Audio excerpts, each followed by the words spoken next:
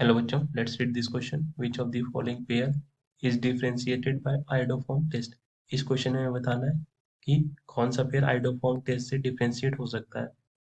Please note the key concept of this question that methyl ketones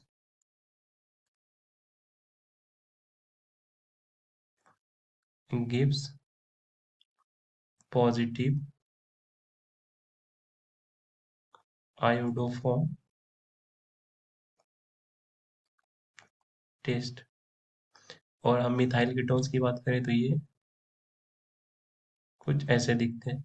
तो ये species जिस भी कंपाउंड में दिख जाए, इसका मतलब वो पॉजिटिव आइडोफॉर्म टेस्ट शो करेगा। तो हमें ऑप्शंस पेयर में दिए गए, तो आइडोफॉर्म टेस्ट में करते हैं जहां हमें पेयर में से किसी एक ग्रुप को, एक कंपाउंड को सेपरेट करना हो इस बेसिस पर कि उसके पास ये स्पीसीज है या नहीं, यानी वो आइडोफॉर्म टेस्ट शो कर रहे हैं या नहीं, यानी किसी एक कंपाउंड के पास मिथाइल कीटोन है या नहीं। सो ऑप्शंस की हम बात करें, ऑप्शन ए में है हमारे पास HCl H, and second pair में हमारे पास एल्डिहाइड। क्लियरली ये वाला, इसमें से ना तो राइट पार्ट वाला ना लेफ्ट पार्ट वाला मिथाइल कीटोन फॉर्म हो रहा है, यानी कि ये स्पीसीज तो आइडोफॉर्म टेस्ट नहीं देगा। अब इस स्पीसीज की बात करें तो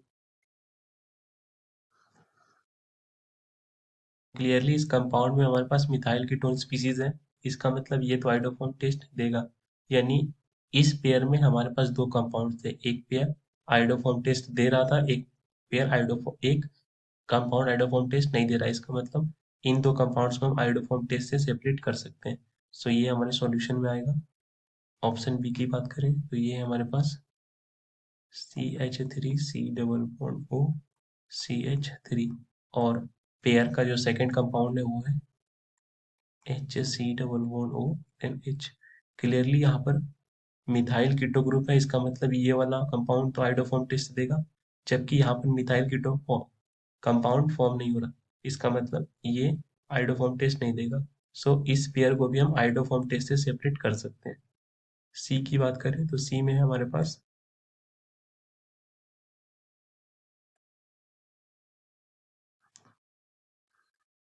एंड देन, और पेयर में दूसरा कंपाउंड है हमारे पास,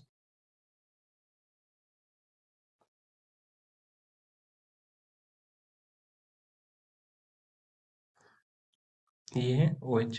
सो स्टूडेंट्स हम देख सकते हैं कि ये स्पीसीज तो मिथाइल कीटोन है, इसका मतलब ये तो आइडोफॉर्म टेस्ट देगा, बट इसके बारे में हम डायरेक्टली कमेंट नहीं कर सकते। सो हमें पहले इसका स्ट्रक्चर ड्रॉ करना होगा।